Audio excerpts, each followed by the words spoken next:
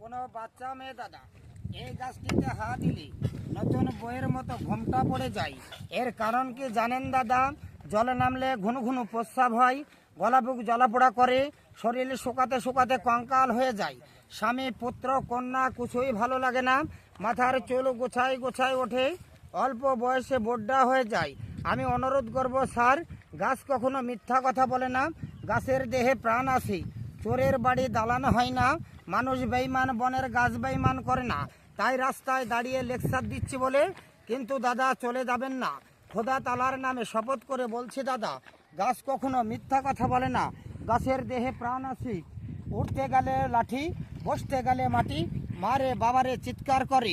বাবা অনুরোধ করব, এই গাছ কখনো মিথ্যা কথা বলে না। এলি মেলা তো ভুলি বেশি মেলা দিন আগে তো বলেছি।